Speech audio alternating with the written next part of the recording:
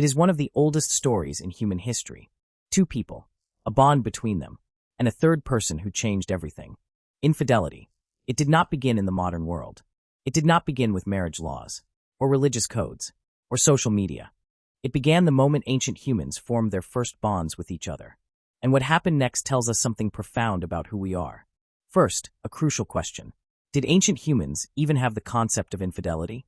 To answer that, we need to understand what ancient human bonds actually were. Ancient humans lived in tight-knit groups of 20 to 50 people. Everyone knew everyone. Partnerships formed within these groups, recognized by the community. Not legally binding, but socially real. When someone violated that bond, the community knew. Immediately. There was no hiding it. No deleting texts. No separate hotel rooms. Everyone saw everything. Which means infidelity in the ancient world was not a private crisis. It was a community event. Now, was infidelity as common in ancient humans as it is today? The biological evidence suggests, yes. Perhaps more so. Remember what the human body tells us. We are not a purely monogamous species. The evidence of moderate sperm competition, the moderate size difference between males and females, all pointing to a species with pair bonds, but pair bonds that were sometimes violated. Genetics confirms this. Studies of paternity across human populations reveal something striking. Across cultures and across time, roughly 1 to 3% of children are not biologically related to their presumed father. 1 to 3% sounds small, but across millions of people, it is an enormous number. And in ancient populations without paternity testing, nobody knew, or almost nobody. This is called non-paternity, and it has been a human reality for as long as humans have existed. Now, why does infidelity happen at all? What drives it? To understand this, we need to separate two very different things. The instinct and the act. The instinct exists. Evolution put it there. For specific evolutionary reasons. For males, the evolutionary logic of extra-pair mating is straightforward. More mating opportunities meant more potential offspring. Genes spread further. For females, the logic is more sophisticated and more interesting. Females cannot increase the number of offspring they have by mating more, one pregnancy at a time. But females can improve the genetic quality of their offspring by selecting the best available genes. A female might pair bond with a reliable provider, but seek extra-pair mating with the strongest, healthiest male available. This is called the dual mating strategy, and it has been studied extensively across species and cultures. Good genes from one partner, good resources from another, best possible outcome for offspring. This is not a moral argument. This is evolutionary biology. The instinct and the moral choice are separate things. Now, what happened in ancient human communities when infidelity occurred? The response was almost never nothing, because in a small group, this affected everyone. Let us look at the range of responses, because they were varied, and some will surprise you. Response 1, confrontation. Direct and immediate. In most traditional societies, the betrayed partner confronted the situation directly, not through lawyers, not through social media posts, face-to-face, in front of the community. The community as witness. The community as jury. The community as enforcement mechanism. This public nature of the confrontation was not cruelty. It was social technology. The community needed to know, because the community was affected, because group stability mattered. Response 2, physical retaliation. Violence. Across virtually every documented human culture, physical violence in response to infidelity appears. It is one of the most universal human behaviors ever documented. Evolutionary psychologists David Buss and colleagues studied this across 37 cultures. In every single culture studied, sexual jealousy and violence were connected. This does not mean violence is justified. It means the instinct is ancient and deeply embedded. The same ancient brain that seeks partners also seeks to protect them, sometimes violently. Now, male jealousy and female jealousy are actually different, evolutionarily speaking. Male jealousy is triggered most intensely by sexual infidelity. Because for males, sexual infidelity raises the question of paternity. Are these really my children? Investing in another male's offspring, from an evolutionary perspective, was the worst possible outcome. Evolution selected for males who responded intensely to this threat.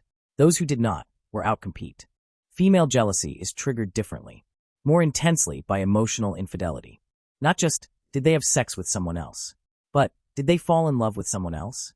Because for females, what mattered was resource commitment. Will he stay? Will he provide? An ancient human female with a child needed her partner's resources, his protection, his food contribution. If he transferred that commitment to another woman, she and her children were in genuine danger. So female jealousy evolved to be triggered most strongly by emotional abandonment, not just physical straying. This is why the same infidelity can feel so different to men and women. The evolutionary triggers are different. This pattern has been confirmed across dozens of studies in multiple countries, and it maps almost exactly onto what we see in traditional hunter-gatherer societies. Now, let us look at specific ancient responses. What did communities actually do? Response 3. Social shaming and gossip as punishment. In small communities, reputation was everything. Losing it was catastrophic. If the community decided you were untrustworthy, the consequences were immediate and severe. Less food sharing from others. Less cooperation in hunts. Less protection in danger. Social punishment was survival punishment in the ancient world. They were the same thing. Gossip was the enforcement mechanism, and it was brutally effective. Within hours, everyone in the group knew. Within days, your reputation was changed permanently. There was no moving to a new city. No fresh start. The group was your world. Response 4. Separation. The partnership dissolving. In many traditional hunter-gatherer societies, partnerships could be dissolved relatively easily. No divorce lawyers. No property division. No legal process. You simply stopped being together. The Hadza of Tanzania, one of the oldest continuously living hunter-gatherer groups. Among the Hadza, serial monogamy is common. Partnerships form, dissolve, and reform. Infidelity is a common reason for dissolution, but it is not always the end. Sometimes partnerships survive infidelity and reconcile. This too is ancient. The Jew/Hoansi of the Kalahari show similar patterns. Partnerships are relatively fluid. Infidelity creates conflict, but the conflict is often resolved without permanent dissolution. Mediation by elders, community pressure, negotiated resolution. Response 5. Compensation. Making it right through material exchange. In many traditional societies, the male who committed infidelity owed compensation to the wronged partner. Food, tools, animal skins, labor. The specific currency varied. The principle was universal. The compensation acknowledged the wrong. It restored some balance. It gave the injured party something real. This is one of the oldest conflict resolution mechanisms in human history. It eventually evolved into formal bride price and dowry systems in later societies. Response 6. Exile. Forced removal from the group. In the most serious cases, the infidel was removed from the community entirely. Remember what exile meant in the ancient world. Alone, in a world full of predators, without support. Exile was not just social punishment. It was potentially a death sentence, which is why it was reserved for the most serious violations. Repeated infidelity, violence around infidelity, complete disregard for community norms. Now, what was the experience of the betrayed person like? Internally, emotionally, identical to today, in the most fundamental ways. The same brain, the same chemistry, the same capacity for pain. Social pain activates the same brain regions as physical pain. This was true 300,000 years ago. An ancient human whose partner strayed felt the same gut punch you would feel today. The same shock, the same confusion, the same desperate need to understand why. But here is one crucial difference. Ancient humans had their community around them immediately. No processing it alone at 2 a.m. No lying awake in an empty apartment. The community saw. The community responded. The community held the injured person. Grief in the ancient world was a shared experience, not a private one. Now, let us look at when civilization arrived, and what it did to infidelity. Agriculture, property, wealth accumulation, everything changed. In hunter-gatherer societies, infidelity was a social problem, a community conflict. In agricultural societies, infidelity became a legal problem, a property problem, because with property came inheritance, and with inheritance came paternity anxiety, and with paternity anxiety came the most severe punishments for female infidelity in human history. The Code of Hammurabi, ancient Mesopotamia, around 1754 BCE, one of the earliest written legal codes in human history, and it had a lot to say about infidelity. A wife caught in adultery, death. Both parties executed, but with an important exception. If the husband chose to spare his wife, he could. The king could also spare the male party, if he chose. Notice the asymmetry. The woman's fate was in her husband's hands, not her own. This asymmetry was not unique to Mesopotamia. It was essentially universal in early agricultural law. Ancient Egypt, a somewhat more balanced picture. Women had more legal standing. Egyptian women could initiate divorce on grounds of a husband's infidelity and receive compensation. The marriage contract itself specified what the wife received if the husband strayed. This was extraordinary for the ancient world. women protecting themselves legally in advance. Ancient Greece, a much darker story for women, particularly in Athens. A Greek man who caught his wife in adultery had the legal right to kill the male party on the spot. Not charged with murder. Legally justified. A complete legal defense. The wife was to be immediately divorced, publicly disgraced, barred from public religious ceremonies. But male adultery in Athens, almost entirely unpunished. A clear double standard. Athenian men routinely visited sex workers and kept concubines. This was socially acceptable. The law was not about fidelity. It was about property and paternity, applied only to women. Ancient Rome, a similar double standard, but with some interesting exceptions. Roman law under Augustus, the Lex Iulia de Adulteriis, criminalized adultery formally, passed in 18 BCE. Penalties including exile and confiscation of property. But here is the interesting part. The law applied to women and to men who slept with married women. A married Roman man who slept with an unmarried woman, not adultery. Perfectly legal. Still the double standard, just with better documentation. Augustus himself exiled his own daughter Julia for adultery, and later his granddaughter. The law was real. It was applied even at the highest levels of Roman society. Now, ancient India. The Arthashastra, written by Kautilya around 300 BCE. A comprehensive text covering governance, economics, and, extensively, sexual conduct. Adultery punishable by fines, gradated by the social status of the parties involved. The Arthashastra also recognized something unusual. That desire itself was not always controllable. And that punishment should be proportional, not absolute. A remarkably sophisticated position. Ancient China, Confucian values placed enormous emphasis on family loyalty and fidelity. Female adultery, severely punished. Often death by drowning or beating. Male adultery, far less severely treated. Once again, the asymmetry. The pattern is so consistent across ancient civilizations that it demands explanation. Why does every ancient agricultural civilization punish female infidelity far more severely than male? The answer is always the same. Property, inheritance, paternity certainty. Male infidelity did not threaten the property inheritance system. Female infidelity did. This is not about morality. It never was.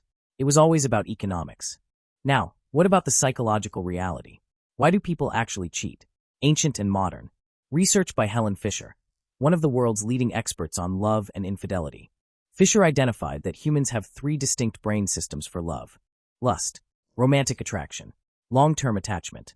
All separate, all capable of pointing in different directions. You can be deeply attached to one person, romantically attracted to another, lustful toward a third, all at the same time, simultaneously, without any of them canceling the others. This is not an excuse for infidelity. It is an explanation of what the brain is actually doing. Ancient humans had these same three systems, running simultaneously, creating the same tensions. The desire for novelty, the pull of familiar attachment, the excitement of new attraction. These tensions are ancient. They are not modern. They are not caused by dating apps or Hollywood. Now, what about forgiveness? Did ancient humans forgive infidelity? Yes, frequently. Forgiveness after infidelity is not a modern concept. In many traditional societies, reconciliation was actively encouraged by the community. Because stable partnerships were community assets. Their survival benefited everyone. Children were better raised. Resources were better managed. Cooperation was stronger. So the community had a genuine interest in helping couples survive infidelity. Not just judging them.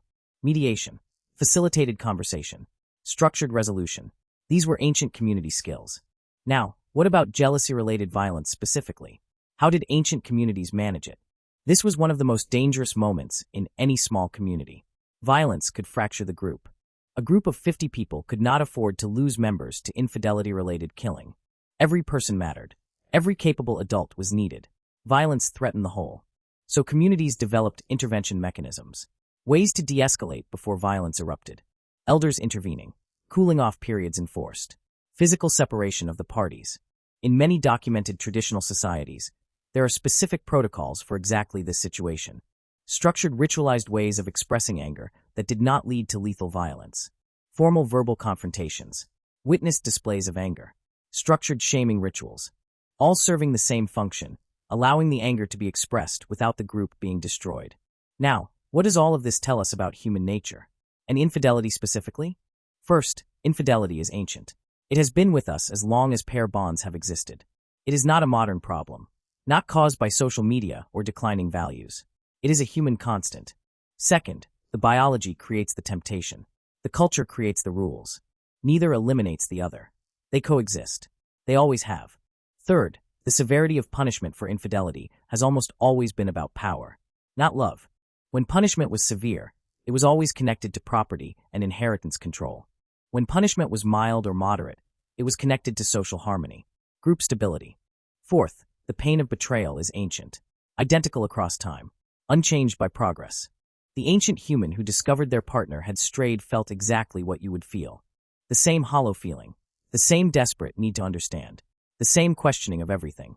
Fifth, humans have always found ways to survive it, ancient and modern, through confrontation, through exile, through compensation, through forgiveness, through community support, through time, through the extraordinary human capacity for adaptation. The human heart has been breaking over this for 300,000 years, and healing, and forming new bonds, and trying again, because forming bonds is what we do. It is the most human thing there is, and protecting those bonds and grieving when they are broken is equally human. If this helped you understand something about yourself or someone you love, that is exactly what this channel is here for.